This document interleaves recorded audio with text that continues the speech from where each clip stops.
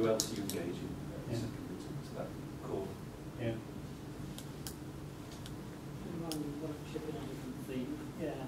My name's Jonathan, and this question is relating to open data in general, about all the presentations we've done today. And I basically want to ask you a bit more about the licensing side of things. I mean, we've seen some of the data is open, it's free to use, with, without attribution, some of it's a little bit more restricted. We've talked about the concepts of like the data journalism, digging into that data. But I think that brings to me a bit of a crucial point.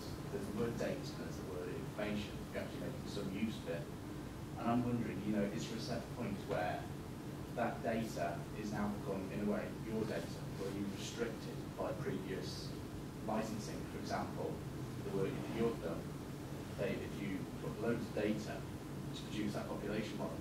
But is that population model now yours, or is that restricted by all the licensing of every piece of data you've used? I mean, is that something that's going to constrain open data in the future? Well, perhaps I have one role at that, somebody else might like to go as well. I am restricted to a degree, but I'm working from some, as I said, you know, I was telling you a chronology really of starting the project, which wasn't about exploiting open data, it was about exploiting the concept. And I've got some open data which have become available to me, which means that those bits, the road seems pretty clear ahead of me.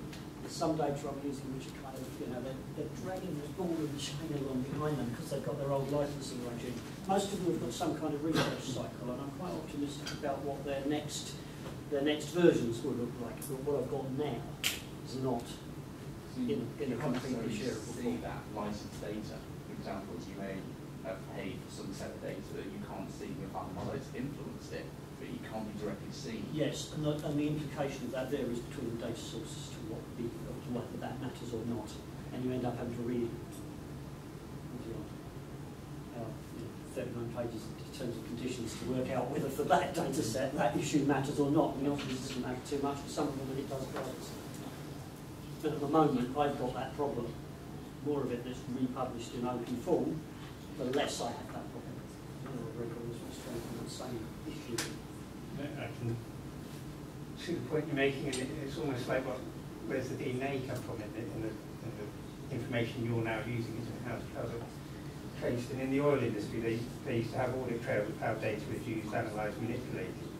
I just wonder, I don't have an answer, but is that something that a linked data setup can pick up? Can it say, you know, this data is linked to this and the result is this, and its provenance is this? Because you know, for me, the issue around linked data is being able to prove and trust what you're actually using at the end of a linked data chain. So I don't know if the architecture fits in the way linked data goes together, or whether it sits with our lawyer.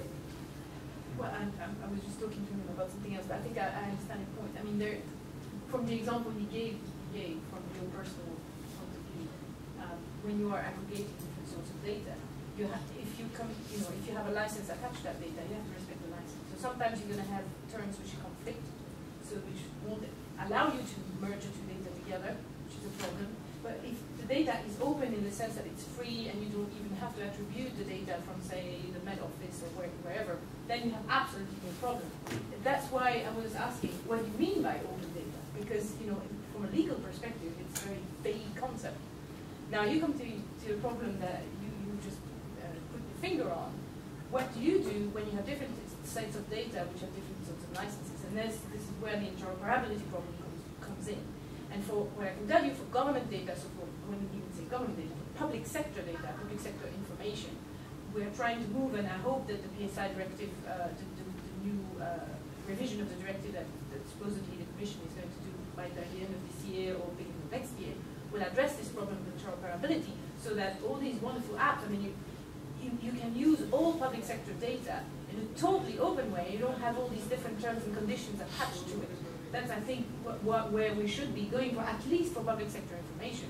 Now, if it comes from a private company, I mean, that's their, you know, if they're not obliged by law to make that information available, then it's their own terms and conditions that should apply. You can't force them to have a sort of policy. It's just voluntary. But at least we could have all the PSI information and more PSI information from the culture sector, from libraries, etc. Because it's not every public sector body that is actually captured by this directive.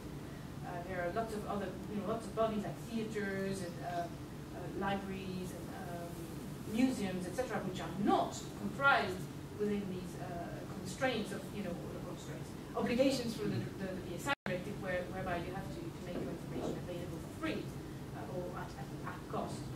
That will actually open the data even more, because people can reuse all these data, combine them, do these wonderful apps, etc., and be even more creative and have more innovation, simply because there are no conditions attached whatsoever to the data. The only caveat is, I think I discussed this with the person from the Met Office, Chris, that's it, at the break, is that sometimes, or with the gentleman from Holland, it's necessary to have an attribution to the data just for authenticity purposes, so that we know it's coming from the Met Office and we know the data is not falsified. But I don't think that the attribution is actually a problem to merging data. We just have to put, well, this data from the Met Office at the bottom. It doesn't prevent you from reusing, resharing, or manipulating the data in all sorts of ways, as long as you attribute the data. So I don't think that's a major obstacle. I don't know if you encountered that. Yeah, that's very consistent. Exactly, but I hope that answers your question. I feel that what we ought to do is sadly, because now we're just going on, this prospect for all these open data, but I'm also conscious of the timing here and the fact that Hanif may want to kind of do a bit of shaping of how we bring this to a kind of neat close. Yes, because there's a plenary very shortly, and I think in a few minutes to actually wrap up the whole day. That's actually in the main hall. So take the opportunity really to thank all the speakers, first of all. I think it's been a great day, valuable contribution. All the presentations will be made available via the actual website, the workshop website, alongside the videos of the presentations. That will also be made available. I think it really comes back to the start of the day, when I actually said that open data is only the first step. We are only at the very beginning of this whole process, and simply we need now to move actually past the conversation of opening up our data set, talking about data catalogs, to much more of the conversations that we actually heard today, which is understanding the challenges which actually exist amongst all these opportunities, understanding the new business models that we'll need to actually shape the way ahead, how we actually support innovation through open space, but also the way forward, for example, the use of open personal data, open business data potentially, and also to see new types of catalogues being developed, such as the ones that we had by Talis. So I think that in the future we'll actually see much more richer conversations actually occurring within this space than we're actually seeing currently, and that will actually be drawn out as more people actually engage in this movement. So I'd like to actually thank everyone for their attendance, and I'll quickly escape to the main auditorium. So thank you.